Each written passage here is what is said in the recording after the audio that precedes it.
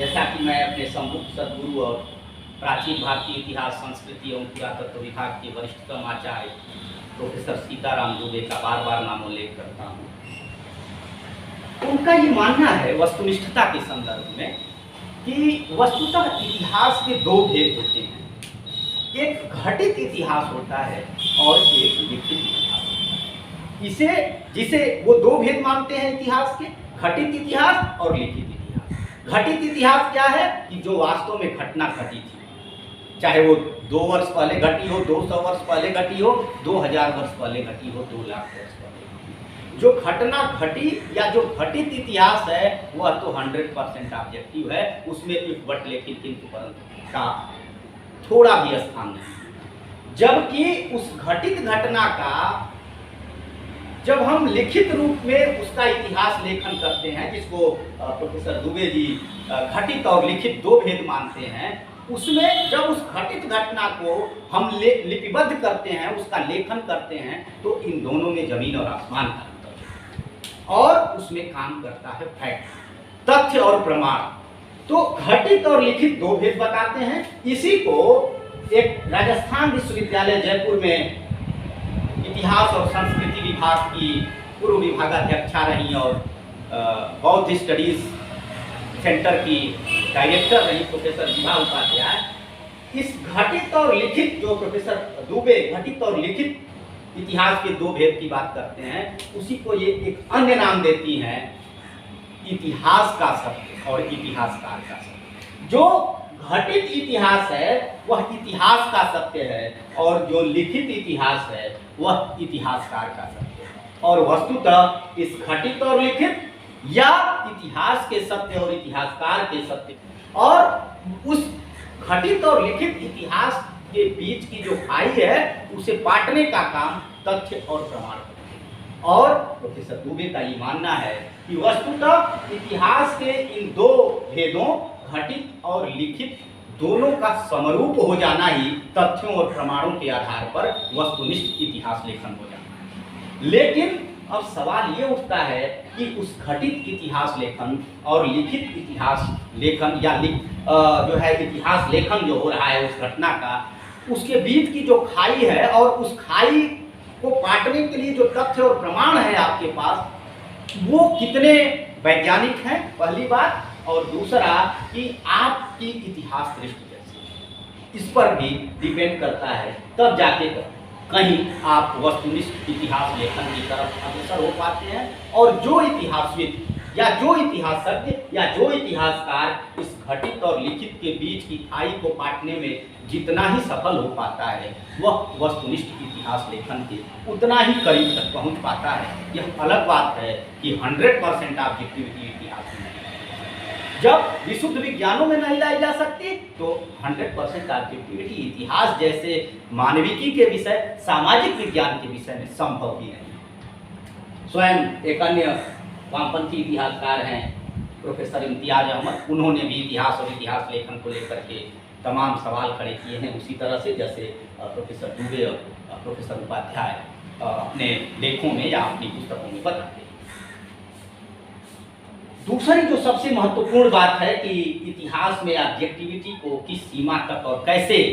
प्रतिरूपित कर सकते हैं और उसको प्रतिरूपित करके कैसे हम वस्तुनिष्ठ इतिहास लेखन की दिशा में और आगे कदम बढ़ा सकते हैं, उसमें जो फ्रांस का एक अनाल स्कूल है या अनाल स्कूल की जो विचारधारा है, जो लगभग 20वीं शताब्दी ईस्वी में उद्भूत हुई थी फ्रांस में, और जो समग्र इतिहास लेखन की बात करती है, इंटीग्रेटेड हिस्ट्री राइटिंग की बात करती है, जिसमें वो ये चाहती है कि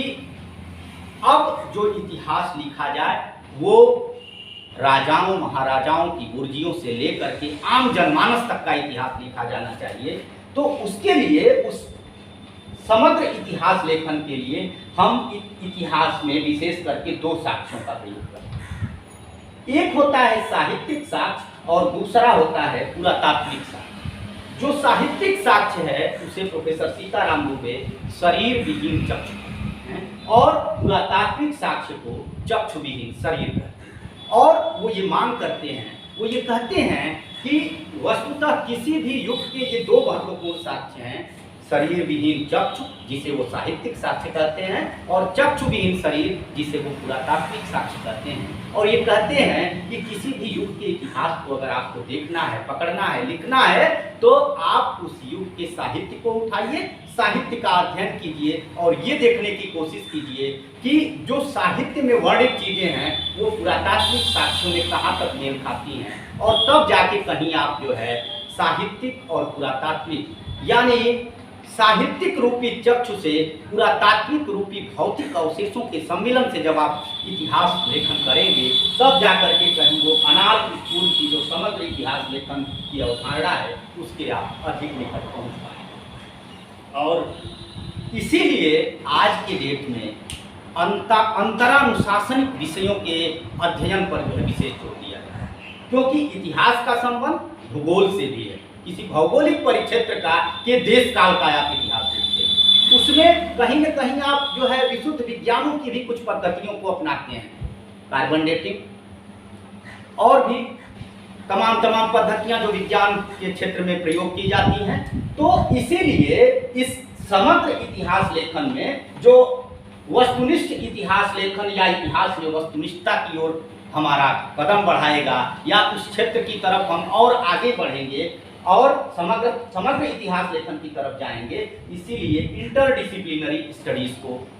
महत्व दिया जा रहा है और हमें उस विषय में सोचना भी चाहिए। और सबसे अंतिम बात जो वस्तुनिष्ठ इतिहास लेखन के संदर्भ में हमें कहनी है कि इसमें जब भी आप वस्तुनिष्ठ इतिहास लेखन की बात करें या सोचें, तो उसमें तथ्यों की वैज्ञानिकता और इतिहासकार के वैज्ञानिक दृष्टिकोण दोनों का जब तक सामंजस्य नहीं होगा, तब तक हम वस्तुनिष्ठ इतिहास लेखन की सोच भी नहीं सकते। तो इसलिए जो तथ्य है उसकी पहले वैज्ञानिकता को परखने का प्रयास कीजिए, क्योंकि स्वयं पीएचकार महोदय अपने इतिहास की परिभाषा में ये कह रहे होते हैं कि इतिहास और कुछ नहीं है, वह इतिहासकार और तथ्यों के बीच चलने वाला अनवरत परिसंवाद है। और अगर चलने वाला अनवरत परिसंवाद है, इसका मतलब ये है कि जिस अवधारणा को आप स्थापित कर रहे हैं उसे अंतिम सत्य नहीं मानिए, क्योंकि जब हो सकता है कि कुछ जो है जो अवधारणा आपने दी है उसमें कोई कल के डेट में नया फैक्ट मिल जाए, कोई नया तथ्य मिल जाए, आपकी अवधारणा बदल जाए। तो इसीलिए ये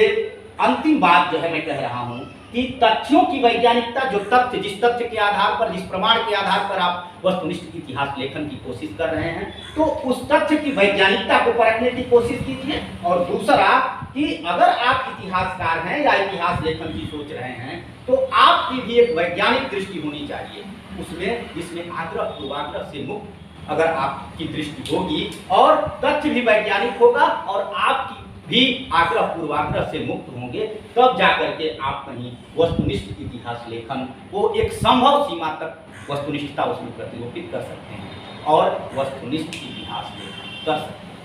धन्यवाद।